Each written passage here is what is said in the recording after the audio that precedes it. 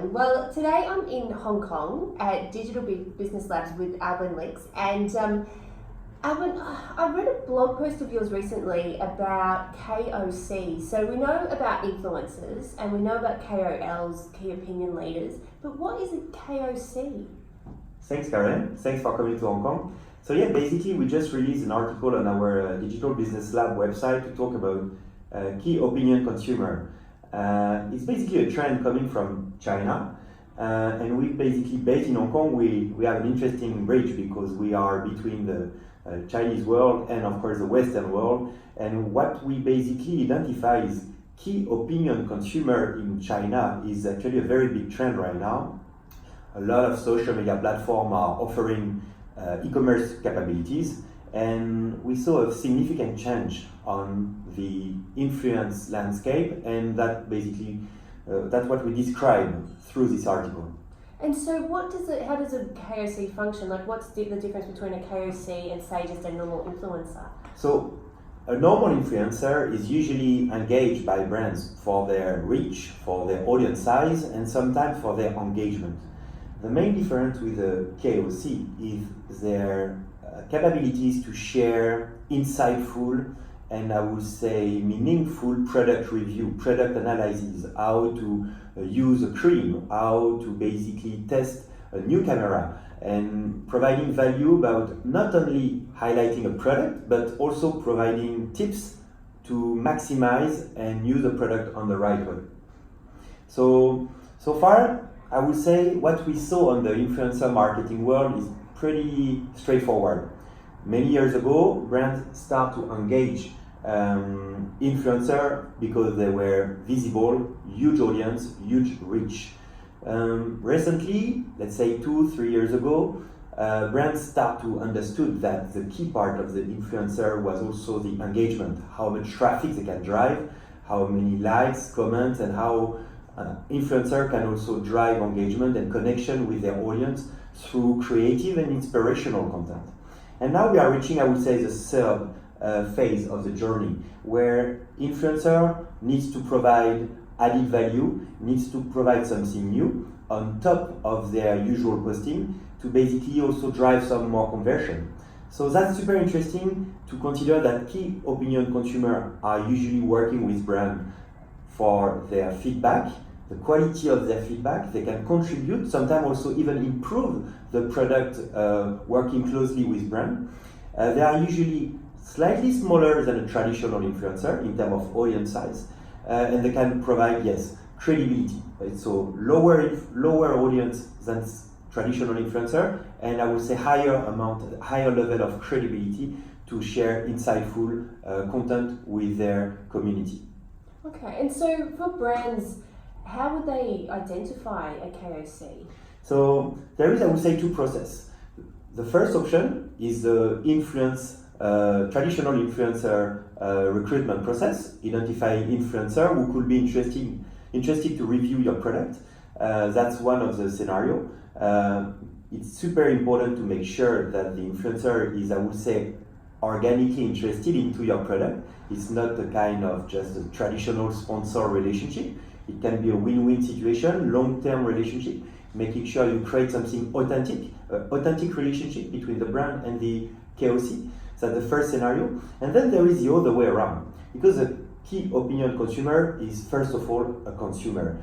You can basically in the future talk more and further identify among your customer database. So it's more, you start from the CRM, you could identify in your customer database who are the consumer with, I would say, good ID, good suggestions, who are your customer, which customer could be interested to share meaningful feedback about your product.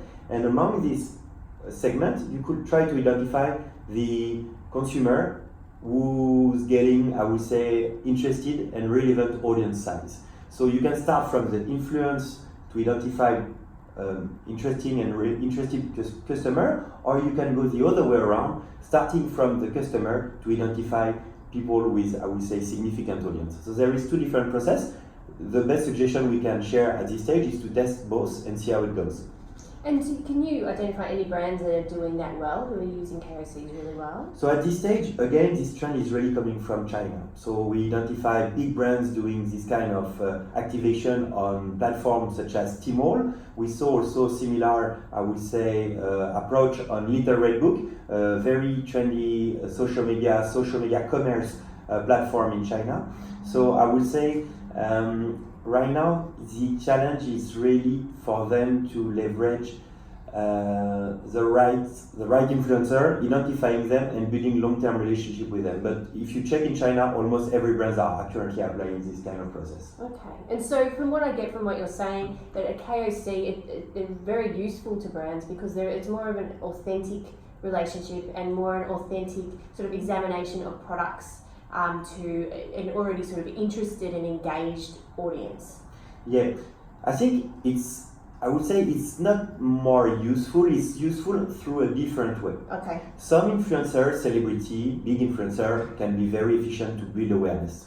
Some influencer, creative content, etc., very visual on Instagram can be great to create engagement.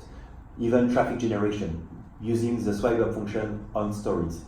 Then the third category is more building trust, credibility, and that's where the KOC are bringing something different in the overall social media and influencer marketing landscape.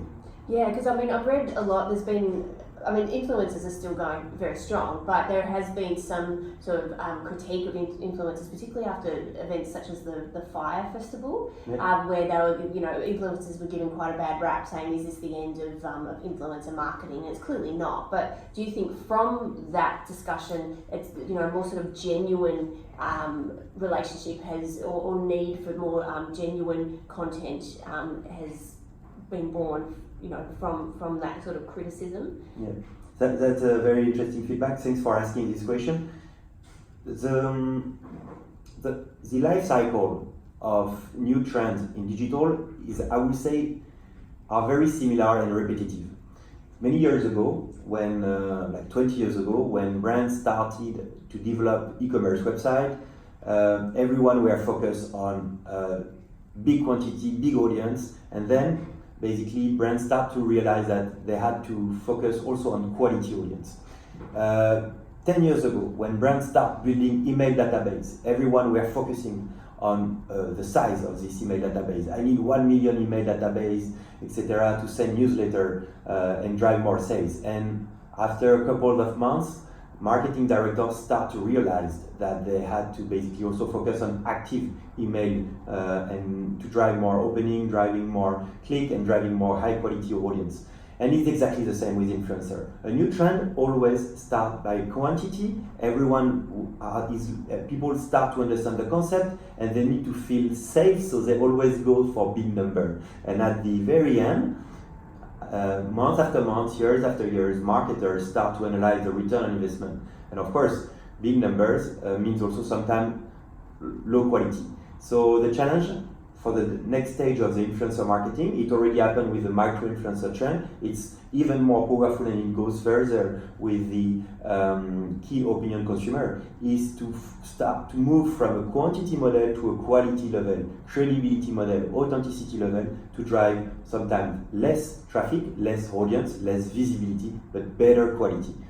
And I guess more conversion in the end. Exactly, Yeah. because at the final stage for everyone is always the bottom line of the P&L, so that's exactly what marketers are looking for, and that's why we try to push to basically understand this key opinion consumer model from China. And our, I would say, prediction is to see that because social media are turning more and more into commerce model, especially Instagram, testing currently a checkout function in the US, we are pretty sure that basically in the future, key opinion consumer, is going to be more and more popular, and it's going to be a very important move for most of the marketers looking for high quality audience on social media. Excellent, thanks Albin. Pleasure, thank you for inviting me, and happy to talk about these topics with you today. Excellent, thanks. Thank you.